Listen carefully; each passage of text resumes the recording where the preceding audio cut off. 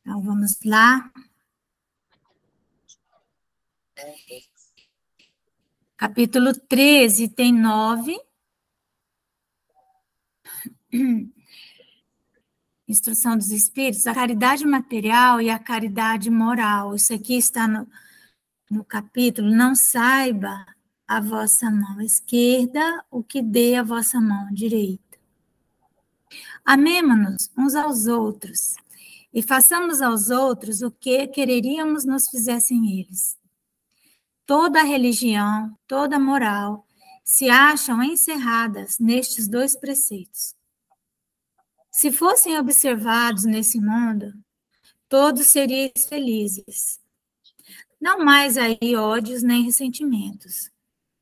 Direi ainda, não mais pobreza, porquanto do supérfluo da mesa de cada rico, muitos pobres se alimentariam, e não mais veríeis nos quarteirões sombrios, onde habitei durante a minha última encarnação, pobres mulheres, arrastando consigo miseráveis crianças, a quem tudo faltava.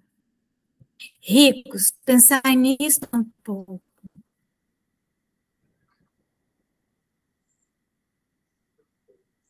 Auxiliai os infelizes, o melhor que puderdes. Então, aqui, eu já ouvi muitas pessoas dizendo que a nossa preocupação religiosa em ser caridade moral sem um corpo que tenha condição de recebê-la. Não é nada, né? Então, há, sim, muita incompreensão e muita justificativa, que eu já ouvi coisas que até Deus duvida a respeito disso, né?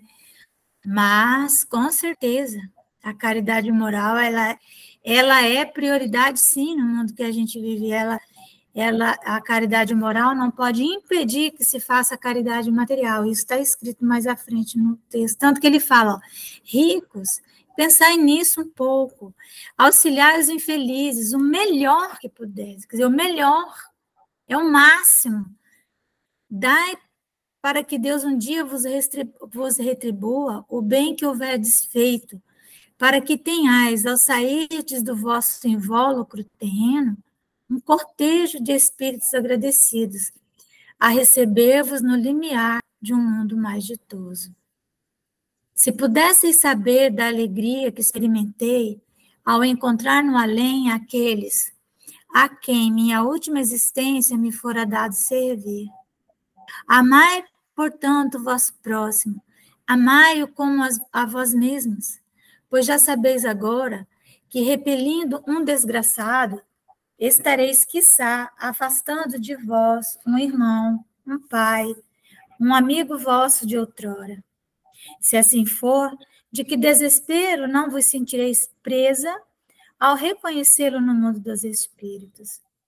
Desejo que compreendais bem o que seja a caridade moral, que todos podem praticar, que nada custa, materialmente falando, porém que é a mais difícil de exercer-se, realmente. Para quem tem bens materiais, é mais fácil fazer a caridade material. E justamente por ela ser mais fácil, é que ele tem que fazer. E fazer logo, né? A caridade moral consiste em se suportarem umas às outras as criaturas, e é o que menos fazeis nesse mundo inferior, onde vos achais por agora encarnarem.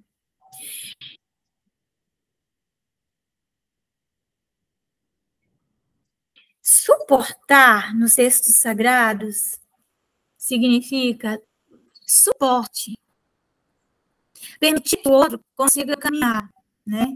Então, a caridade moral é muitas vezes para você dar suporte para o outro, você ficar quieto, você silenciar, né?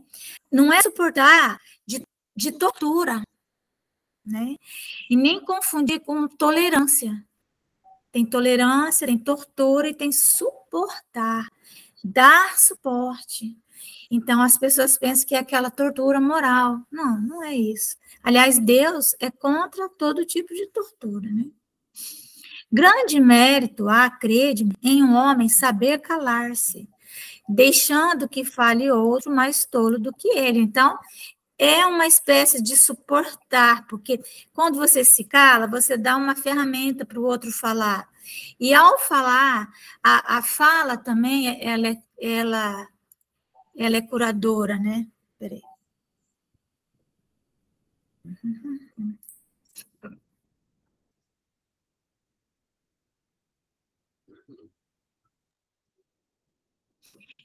É um gênero de caridade isso. Saber uma palavra zombeteira escapa de uma boca, habituada a escarnecer. Não ver o sorriso de desenho com que vos recebem pessoas que muitas vezes, erradamente, se supõe acima de vós, quando na vida espírita, a única real está um não raro, muito abaixo, constitui merecimento, não do ponto de vista da humildade, mas do da caridade, porquanto não dar atenção, quer dizer, não dar atenção, significa não entrar na vibração, não entrar na vibe, né? Ao mal proceder de outro é caridade moral. Aonde que está escrito que fazer isso te impede de dar coisas? Essa caridade, no entanto, não deve obstar a outra. Olha como é claro. Uma pessoa um dia veio falar assim para mim. Achei muito esquisita a maneira como ela interpretava. Às vezes, não, quando eu falava, né, das obras sociais, e espírita também, ele disse, não, mas não, nós temos que nos preocupar com a caridade moral. Não viu lá o texto, a caridade material e a caridade moral, que a caridade moral é mais importante? Eu falei assim, não, eu não vi isso. Acho que quem não leu o texto foram vocês. Lá está escrito, ó, que é essa caridade, que é a moral, não deve obstar a outra, quer dizer, impedir que se faça a outra. Tende, porém, cuidado, principalmente em não tratar com desprezo o vosso semelhante. Lembrai-vos de tudo que vos tenho dito. Tende presente sempre que, repelindo um pobre, talvez repelais um espírito que vos foi caro e que, no momento, se encontra em posição inferior à vossa. Encontrei aqui um dos pobres da terra a quem, por felicidade, eu puder auxiliar algumas vezes, e ao qual, ao meu turno, tenho agora de implorar auxílio. Lembrai-vos de que Jesus disse que todos somos irmãos, e pensai sempre nisso, antes de repelirdes o leproso ou o mendigo. Adeus. Pensai nos que sofrem e orai. Irmã Rosália, Paris, 1860. Muito belo, né? Então, meditação nisso aqui. Porque a pessoa que quer uma justificativa para a sua indiferença, ela sempre vai achar, né? Então, Júlia, eu pedi para Malvina, né, fazer a oração, não foi? Foi. Então, vamos lá, Malvina.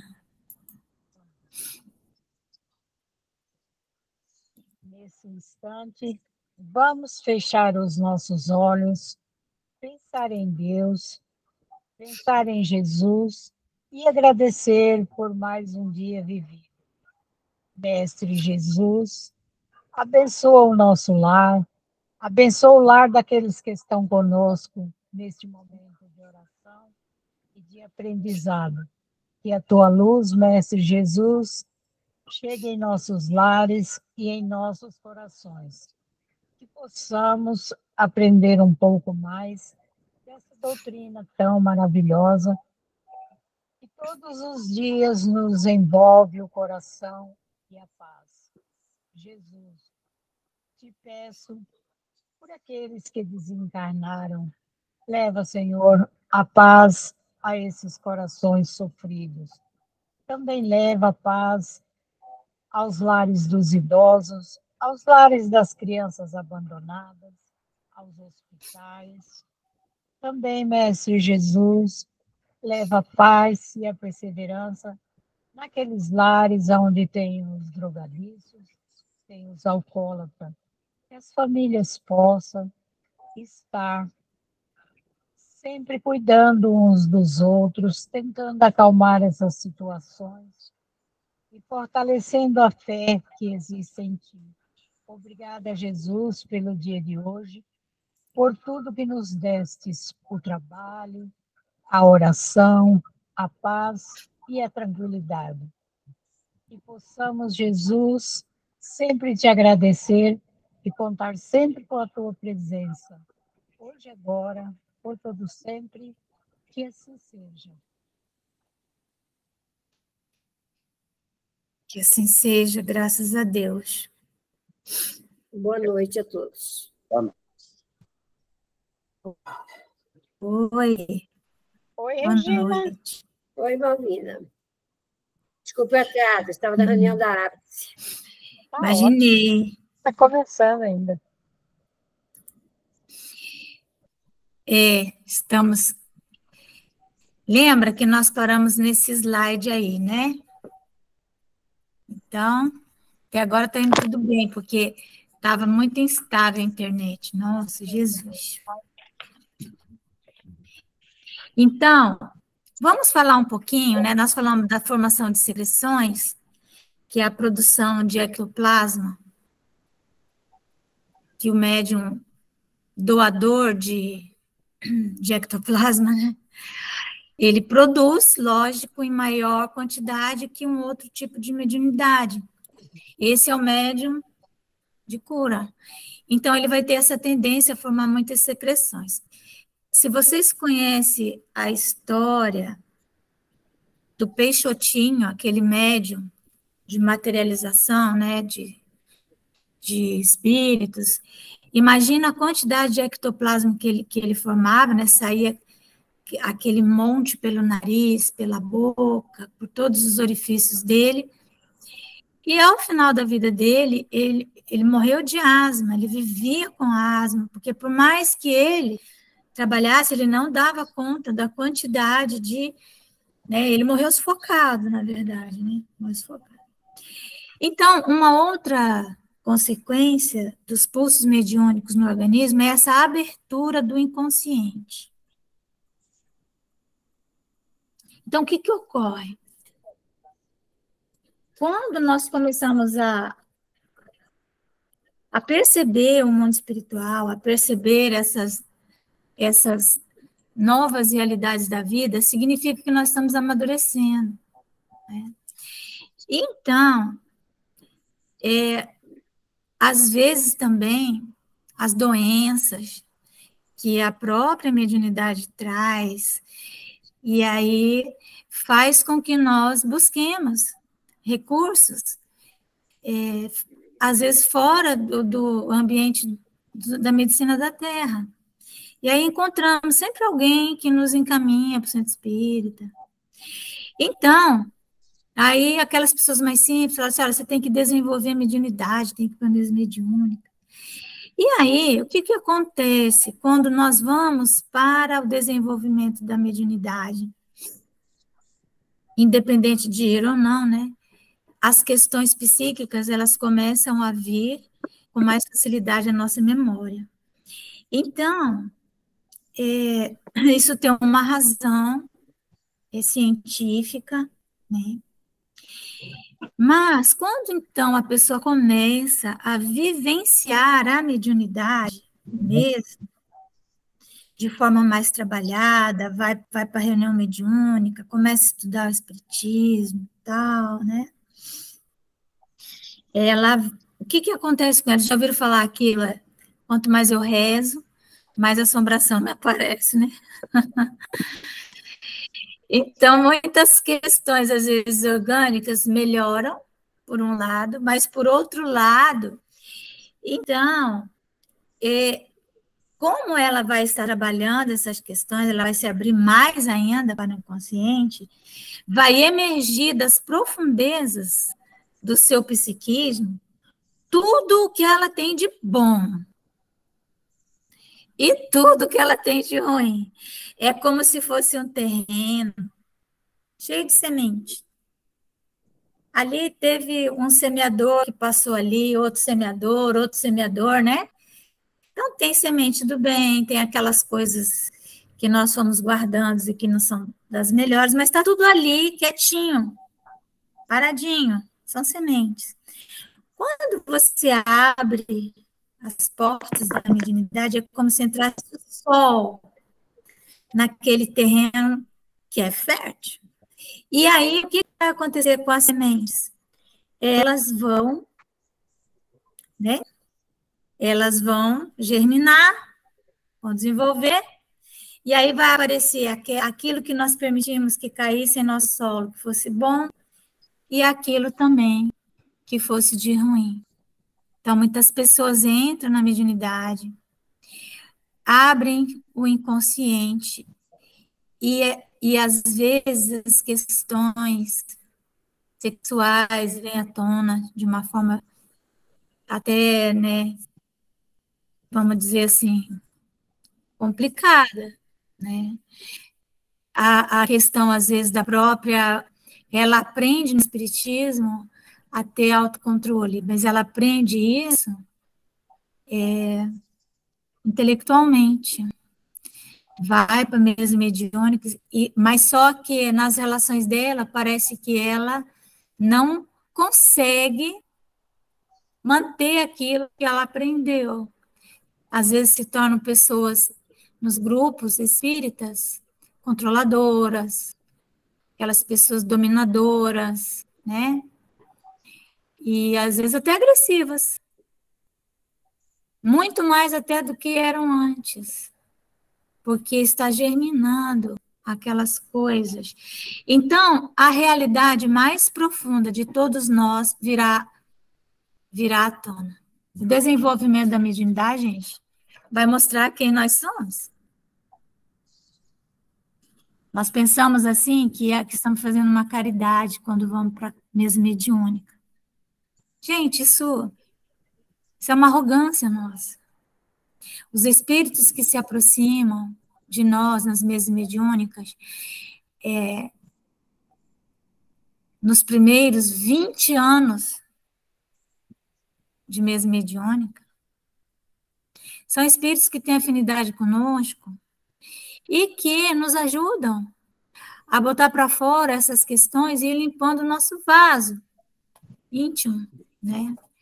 Então, se a pessoa tiver humildade, se ela tiver um pouquinho, minimamente, de humildade, né?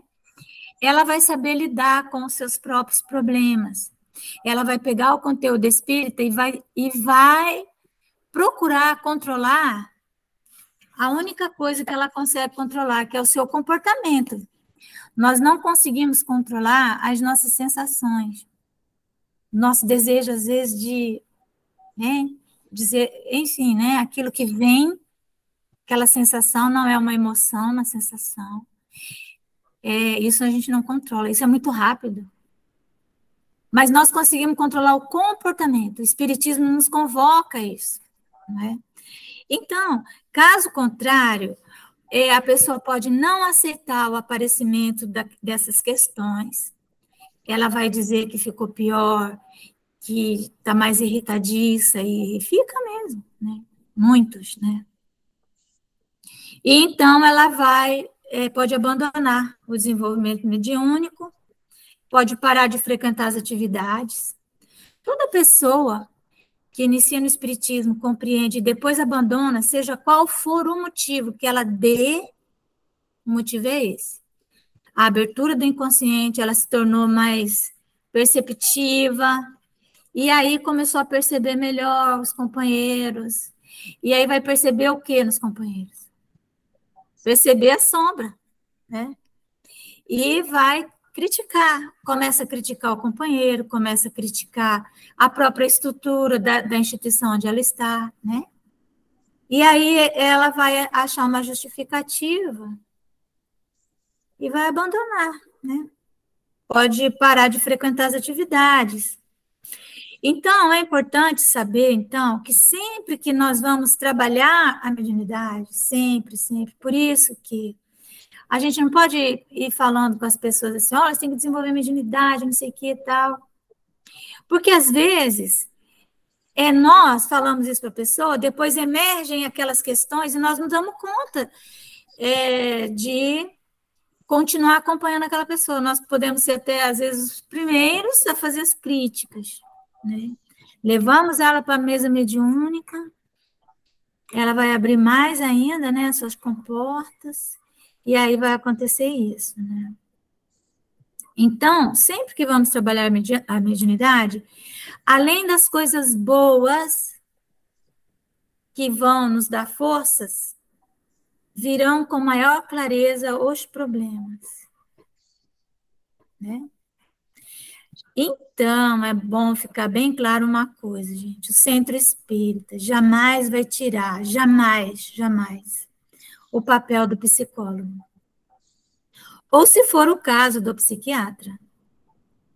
Toda vez que se começa a trabalhar aspectos da mediunidade, começa a vir à tona de forma volumosa, volumosa, elementos do inconsciente, grandes insights, né? Insight é uma percepção. É isso que significa essa palavra, uma iluminação, uma forma de perceber melhor uma realidade. Então, no Centro Espírita, nós temos os grupos, né? O trabalho de diálogo fraterno. Eu tenho muita preocupação, vejo com preocupação esses grupos de diálogo fraterno. Porque as pessoas falam do que não sabem, os dialogadores. Vem alguém com uma demanda, aquela demanda é uma demanda muito íntima. Algumas pessoas do diálogo fraterno não conseguem manter o sigilo necessário. Quantas vezes a gente ouve fofoca dentro do centro espírita vindo que a pessoa acessou algo que foi dito a ela num momento de, não é, de fragilidade. Isso é uma realidade, eu digo, porque já vi muito isso, né? Então, para ser uma pessoa nesse trabalho, tem que ter muita autoridade moral. Não é qualquer pessoa que vai fazer diálogo fraterno. Na hora do diálogo fraterno, virão conteúdos do inconsciente muito pesados. E o dialogador tem que ser alguém experimentado e que tenha autoridade moral. Senão é melhor que não tenha. Melhor que a pessoa seja encaminhada a um psicólogo. Evidentemente que nós vamos falar do espiritismo, vamos falar as coisas, mas quando nós percebemos que aquela demanda, são questões da pessoa, questões internas, ela precisa de uma escuta qualificada, tá bom? Então, isso é uma coisa importante, que às vezes nós menosprezamos o trabalho. Às vezes é um psiquiatra que a pessoa precisa, às vezes ela precisa de um remédio, não é? Então, muitas desistências, então, do desenvolvimento mediúnico, né? Agora, lógico, não é qualquer psicólogo, né? Quando eu digo isso, você não vai entregar a sua alma para qualquer um. Tem que ser um psicólogo que tenha uma formação transpessoal, que não seja freudiano, né? O Freud, ele só via a realidade física, tudo isso, né? Então, aí eu penso que o grupo de diálogo fraterno, ele é muito útil para fazer encaminhamentos, orientações, né? Mas não para dar resposta. Eu vejo as pessoas dando para aqueles que vão lá receitas. Você tem que aguentar, você tem que fazer isso, você tem que fazer aquilo, porque o espiritismo diz que isso é um karma. Da onde que a pessoa tirou que isso é um karma, gente? Quem foi que disse que é um karma aquilo que ela está passando? Existem muitas situações de sofrimento que nós passamos e que são karmas, entre aspas, não comprovados. Aquilo não é um karma. É igual um espinho no dedo, não vou tirar esse espinho. Por quê? Né? Então, há muitas pessoas também, né, muitos amigos, companheiros, que trazem aquele condicionamento da Igreja Católica, as crenças da Igreja Católica, né? Então, às vezes, vem aquela esposa sofrida que apanha do marido e aí ela tem que aguentar. Como é que é isso? Né? Como é que é isso? Você não vai falar para ela se separar, mas você vai falar assim, olha, você procura, né? Um advogado para te orientar, procura aí as retaguardas da violência doméstica. Gente, mandar a pessoa suportar. Não é só violência física, tem violência moral, né? A pessoa passa. Tanto tipo de violência. E nós achamos que tem que aguentar. Não, Deus não quer a tortura de ninguém, está lá no livro dos espíritos, né? Então, esse cuidado nós temos que ter, tá bom? Aí, o psicólogo vai desenvolver um excelente papel junto com o tratamento espiritual, é as duas coisas que vai fazer. Por isso que tem que ser um psicólogo que tenha uma formação espiritualista, né? E uma psicologia que venha trabalhar comportamento, né? Tem vários tipos de psicologia, aquela que venha trabalhar comportamento, né? Então, a pessoa às vezes abandona tudo porque ela começa a se deparar com realidades internas que ela não consegue enfrentar. Nesse contexto, ela precisava de ajuda, de alguém que acompanhasse para e passo do ponto de vista psíquico, do seu psiquismo. O psiquismo, assim como a mente, elas fazem parte da nossa estrutura da matéria, do corpo, nosso mesmo. Tem conteúdo, a gente fala assim, a pessoa está obsediada. Ela não está obsediada, necessariamente. Claro que os espíritos... Às vezes o obsessor, ele nem precisa obsediar a pessoa, ele nem tá aí, ele fala, não, deixa ela sozinha, ela tem nela todos os elementos para sofrer. Quando que eu vou aparecer, eu, obsessor? Eu vou aparecer quando ela estiver se libertando dessas questões, olha só, né? Olha como que é. Ó, eu estou falando e vocês, por favor, vão, quiserem... Eu não tenho como ver se alguém está levantando a mão, porque vocês me veem, mas eu não vejo vocês, por causa da tela. E aí, se alguém quiser falar, é só falar, tá bom, gente? Muito bem. É que estava acontecendo o seguinte, no começo, estava acontecendo, você começava a falar e cortava. Aquela falhada, sabe? Quando você começa a falar. Depois firma. Ainda está? Não sei se para outras pessoas está acontecendo. Ainda está acontecendo? Até agora deu uma melhorada, parou, mas estava... Peraí, eu acho que eu vou falar, fazer... Peraí, eu vou fazer uma coisa, gente, calma aí.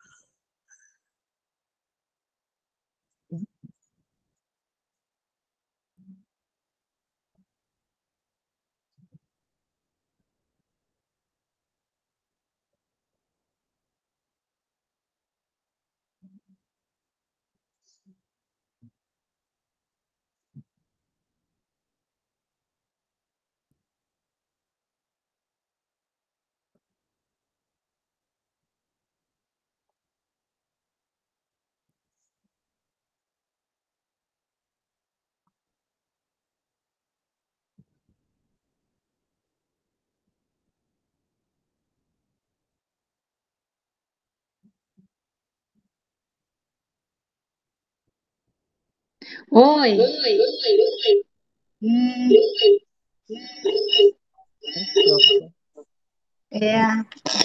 Agora deu eco, os dois aparelhos. Mas está dando eco, não está? Sim. Deixa como estava bom. A falha tinha parado. Não sei.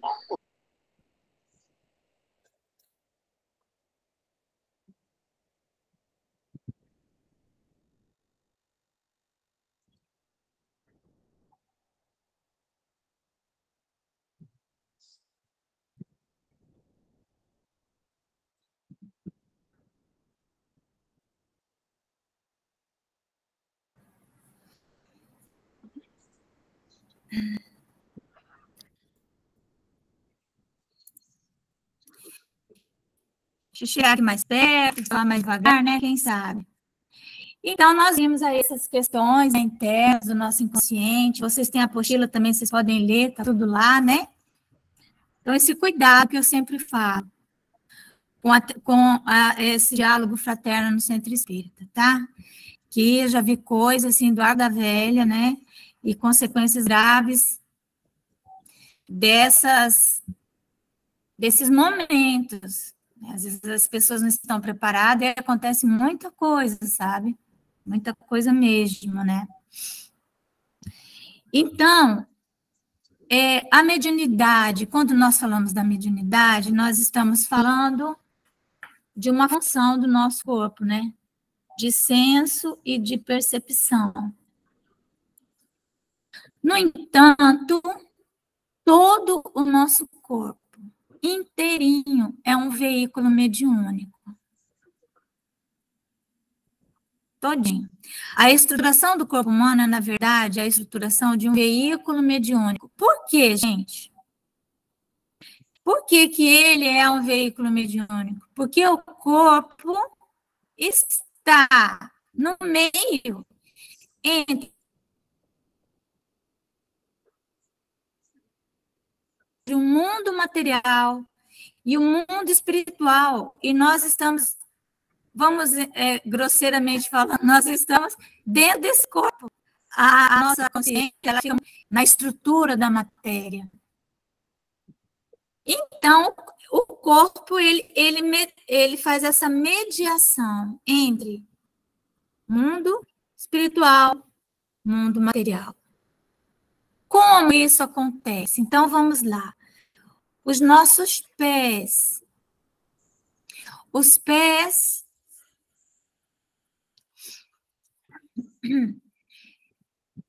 A nossa cabeça...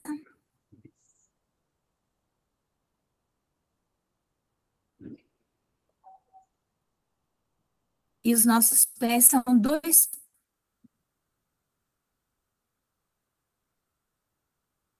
polos. Vamos imaginar o que é esse corpo, né? Então, o espírito, ele nasce, o espírito.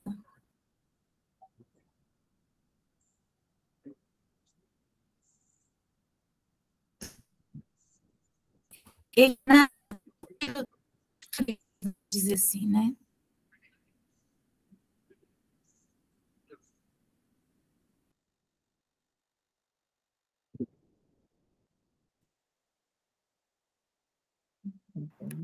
Márcia, voltou a falhar. Fecha a câmera, fica só com som para ver se melhora. Acho que deu uma caída na internet.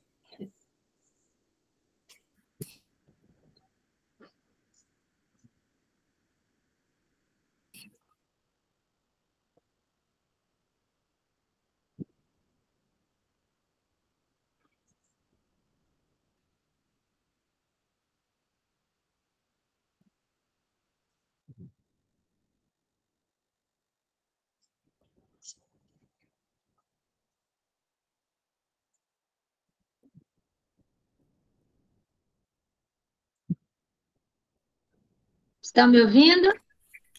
Sim. Estão, né? Estão, né? Eu vou ter que parar de gravar e ficar só aqui. Porque assim, peraí, eu acho que entendi. Peraí, vamos ver. Eu desligo aqui. Zero aqui, vamos ver. Parou, né? Parou o... E agora eu volto. Eu vou continuar com 2 aparelhos aqui. Tá aprendendo. Beleza? Beleza. Ok. Bom, então vamos lá. Vou continuar olhando para lá e vocês vão me ouvir por aqui. Vão aprendendo, hein, gente? Fala a verdade. Então, o corpo humano, ele é o quê? Ele é um veículo mediúnico, porque ele está no meio. Ele está estruturado para ser aquela ponte entre o mundo espiritual e o mundo físico. O princípio inteligente, ele está mergulhado no corpo, e do corpo ele acessa o mundo espiritual, e do corpo ele acessa o mundo físico. Isso é a mediunidade verdadeira, é o corpo. Então, existe uma palavra chamada filogênese. A filogênese, ela significa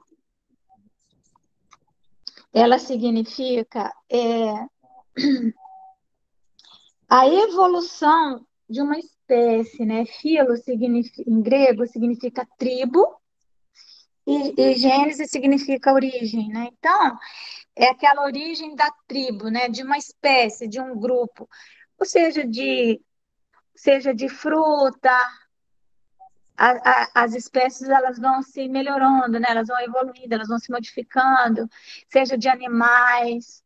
Tínhamos o lobo, hoje nós temos o cachorro. Então, isso se chama filogênese. E existe uma palavra que se chama ontogênese, que é o desenvolvimento do organismo. Então, você nasce uma criança e que é a sua ontogênese, é você passar pela... você é uma criança, você cresce, né? Vai se desenvolvendo, isso é a ontogênese. É o crescimento desde o útero materno até você se tornar um adulto, já na posse de todas as suas faculdades. Então, é interessante que, né, a evolução das espécies, desde o mineral até a finalização do processo da evolução do homem, para ele entrar para ele entrar no processo de anjo, né? Processo angelical, até ele finalizar o processo da evolução humana, ele vai passando por todo esse processo que é a filogênese. Então, ontogênese significa um organismo que sai da infância, né? Sai lá do nasce, vai para a infância, cresce, se torna adulto.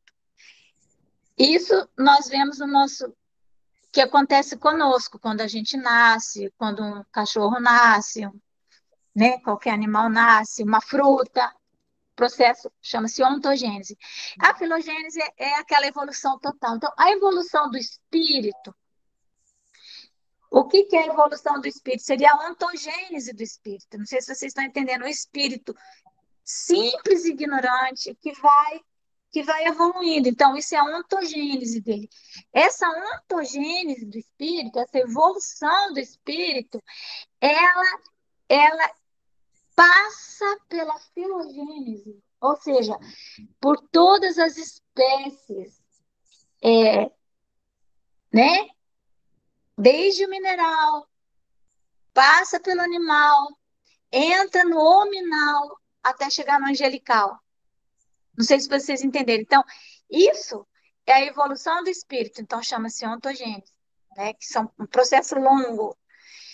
E ele ocorre através da evolução das espécies na Terra. Então, o corpo humano, ele é esse veículo, né, mediúnico que nos permite isso, né?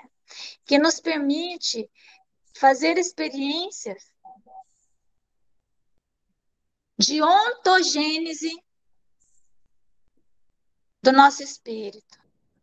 Cada corpo que nós temos é uma etapa nesse amadurecimento do princípio inteligente. Então, esse corpo nosso, então nós temos uma estrutura que são os nossos pés, né? Os pés fincados na terra captam as energias primárias, as energias telúricas, representando um fenômeno mediúnico de captação de energias primitivas que sustentam a vida. É o que Freud chamou de libido. É a mediunidade de efeito físico. É essa energia primária que vai possibilitar a materialização do espírito no útero quando a mulher engravida. A verdadeira materialização do espírito é a gravidez. Essa é a verdadeira materialização, né? E isso ocorre através das energias primitivas, telúricas, captadas pelos nossos pés. Então, os nossos pés fincados na terra, como se fosse raiz, eles sugam a energia da terra, que são energias de saúde, telúricas, por isso que é terra, energias primitivas. Por exemplo, os selvagens, a mediunidade deles é toda telúrica, são todas energias primitivas, são é a chamada mediunidade de efeito físico. Os médiuns de efeito físico, eles captam muito essa energia da biosfera, do ambiente, da Terra. Por isso é tão importante cuidar dos nossos pés e dos pés das pessoas que amamos, né? Dizem que, vou fazer assim que acho que dizem que é, dizem que se você ama uma pessoa, você deve cuidar dos pés dela. Porque é por ali que ela recebe as energias primitivas do corpo. Por isso, andar com os pés descalços numa grama, fazer aquela que antigamente os antigos faziam, escaldapé, né? Colocar o pé na água quente com um pouquinho de sal, né? O sal, ele é eletrocondutor, né? Ele conduz eletricidade, conduz magnetismo. Então, cuidar dos nossos pés. A gente pensa tão pouco nos nossos pés. Muitas das nossas doenças têm a ver com essa falta de cuidado, o tipo de sapato que a gente usa, né? Não presta atenção. Tá andando, correndo, tropeçando, né? Quando deveríamos, vamos dizer assim, ao invés de andar, né? Andar com calma, devagar, prestar atenção onde está pisando, onde colocamos os nossos pés. Essa fala da, né, essa fala da inteligência popular, né? Ela é muito séria. Onde você está metendo seus pés? Porque dependendo de onde você coloca seus pés, você pode ficar doente, não é? Então, é isso. Doença no corpo, vamos pensar logo nos nossos pés, tá bom? Aí, essa relação com a terra, com a mãe terra, vem pelos pés, tá certo? A mediunidade de efeito físico é essa mediunidade, por exemplo, quando ocorre materialização de espírito, quando ocorre qualquer fenômeno mediúnico, curas, né? Curas, ela é essa energia tirada da terra, da terra. O nosso outro polo, ó, eu não sei se tem alguém que está com o microfone ligado. Israel, desliga o microfone. Isso. Nosso outro polo é a nossa parte cefálica, nossa cabeça.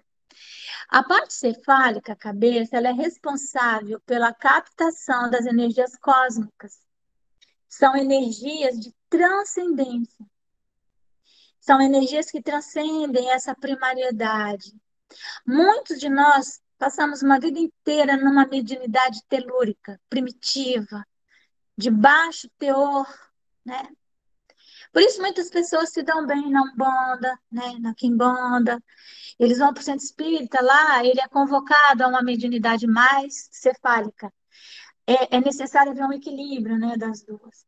Mas quando ele é convocado a raciocinar mais, ele não quer, ele quer aquela coisa assim, da percussão, da dança. Então, quando nós, por exemplo, assim, dançar é uma coisa que pode ser muito boa. Quando a pessoa está dançando, ela está movimentando energias telúricas, energias primitivas. Aí tem aquela música, né, da percussão, aquela coisa, e tem aquelas músicas sublimes que ela consegue, por exemplo, o balé, uma coisa assim, uma dança em que há menos libido, vamos dizer assim, né, menos sexualização. É, mas o que nós vemos hoje, né, é só aquela coisa que mexe muito com as nossas energias telúricas, com as nossas, com aquela, a nossa relação, né, vamos dizer assim, é, uterina, né, com a sexualidade, com a sensualidade, tudo isso é mediunidade, sensualidade, sexualidade, então cuidado. Às vezes, a pessoa está indo bem, mas aí lá chega um dia, ela se permite, né, vamos dizer assim, né, ela faz algumas concessões a si mesma.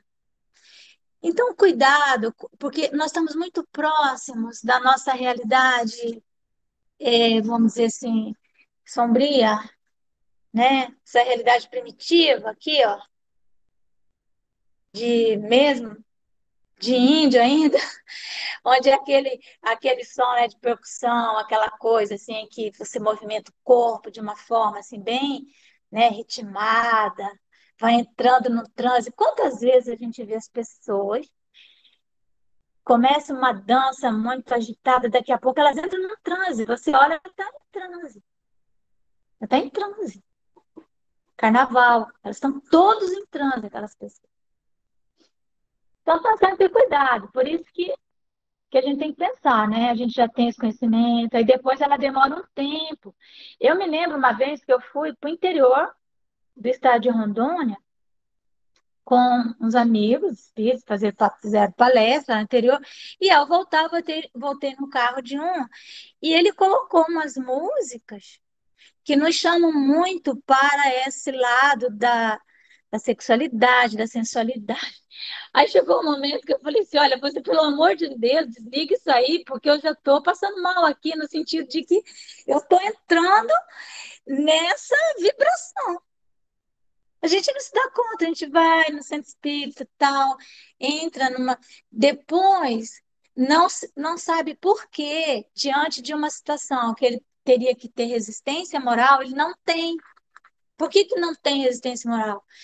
Porque se permitiu. É diferente, por exemplo, de um doutor Bezerra de Menezes. Ele vai lá no meio do carnaval, vamos dizer assim, né? No meio da bagunça, e aquilo não o atinge. Ele transcendeu, ó, a mediunidade cefálica dele, ó, que são as energias de transcendência, elevaram toda aquela as energias das sensações, né? Estão depuradas, mas não é o nosso caso. Então, às vezes começa aquela música de batidão, aquela música muito sensual, aquela música que te remete a questões das sensações, né? Ficar lembrando, tem gente que começa a chorar, começa a ouvir uma música, lembra do namorado, 5.000 anos atrás. Então, cuidado, sabe? Cuidado, eu já vi muitos eventos, né, espíritas, entre aspas, né? E aí, às vezes até para arrecadar dinheiro, a gente tem que ter cuidado com isso. Bom, então a cabeça, então nós temos dois polos, né? O polo telúrico, que são as energias básicas, energias da vida, e um polo cósmico, que são as energias cósmicas ou prânicas. Existem energias que atingem o homem de forma horizontal, que são raios magnéticos exteriorizados pelos vegetais, pelos irracionais e pelos próprios semelhantes, pelas próprias pessoas que dividem a existência conosco, né? Então, são as nossas relações com o meio ambiente. Essas energias, elas horizontalmente nos atingem. Então, a mediunidade de efeito físico, o que que é? São energias básicas, telúricas e ligadas aos pés e à terra. A sexualidade, gente, ela é um fenômeno mediúnico de efeito físico.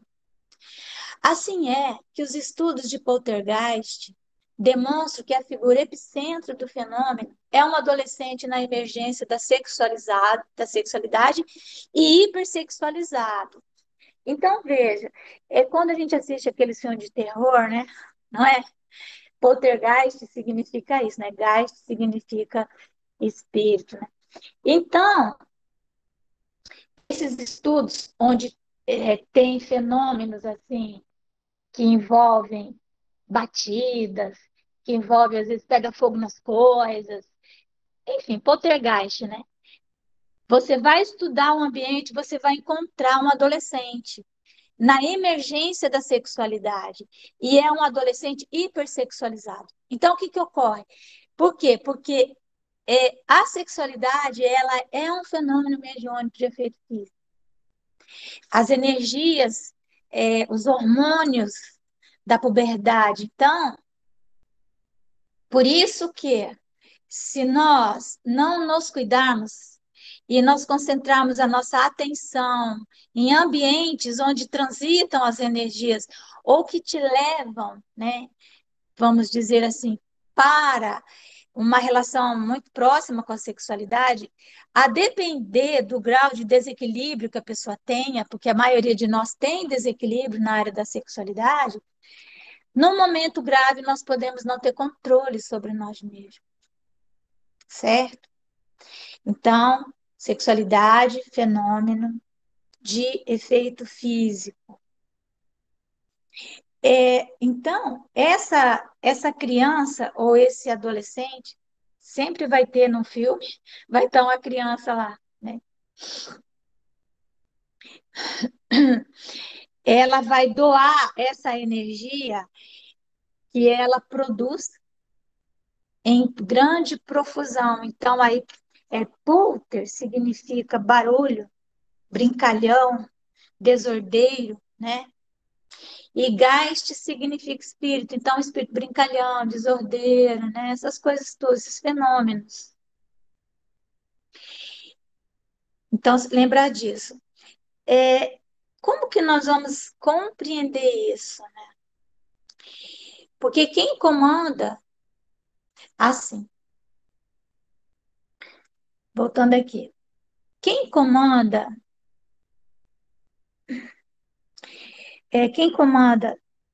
a mediunidade nos seus dois polos é a glândula pineal, né?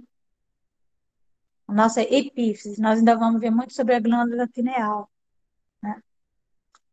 Então, ela também comanda o despertar da sexualidade. Ela comanda os fenômenos, a nossa relação com o cosmos, com a ordem, né? Cosmos significa ordem, e a nossa relação com a desordem, vamos dizer assim, né? Que é esse polo telúrico. A sexualidade é nosso caos, é a nossa desordem, mas totalmente necessário, né? Estou falando aqui do ponto de vista moralista, né? A sexualidade é isso. Então, sempre se estudou a glândula pineal como sendo aquela glândula responsável pela o desabrochar da sexualidade no jovem. E que depois que os órgãos sexuais substituíam, né, eles se formavam e substituíam aquelas, vamos dizer assim, as glândulas sexuais, elas se formavam e se tornavam mais, vamos dizer assim, elas passavam a gerir toda a competência sexual daquele ser a partir da puberdade. Então, os médicos diziam que a glândula pineal perdia a sua função e ela então ficava ali, mas ela perdia a sua função. Mas não é isso, ela é responsável pelo despertamento da sexualidade na criança e no jovem, certo? A mediunidade telúrica vai aparecer aí, então é quando nós vamos começar a ter os grandes problemas com o jovem, não é? Mas nem de longe a glândula pineal ela terminaria sua função. É aí que ela começa uma outra função, né? Ela entrega para os órgãos sexuais a condução dos fenômenos sexuais e ela passa, então, agora a conduzir a nossa relação com o cosmos, a mediunidade mais cefálica. Então, só para a gente terminar, e a gente, quando nós voltarmos, nós vamos voltar nesse slide da gravidez. A gravidez, ela é um fenômeno mediúnico. É o maior fenômeno mediúnico que acontece num ser, né? E, portanto, só nas mulheres. O homem também é médium, mas, assim, esse tipo de fenômeno só acontece em mulher. Por quê? Porque ele é a incorporação de um espírito e a materialização desse espírito no outro. Aí há toda uma relação com os hormônios, tá bom? E então nós vamos compreender aquela questão toda, né, da tensão pré-menstrual, da questão da menopausa, enfim, todos esses hormônios que estão envolvidos nessa nossa relação com a mediunidade. Tá bom, meus amores? Eu vou parar de gravar, certo? Parar de gravar. Depois eu vou ver como que ficou a gravação, se dá para colocar no YouTube, se ficou muito ruim. Deixa eu ver aqui. Parar a gravação.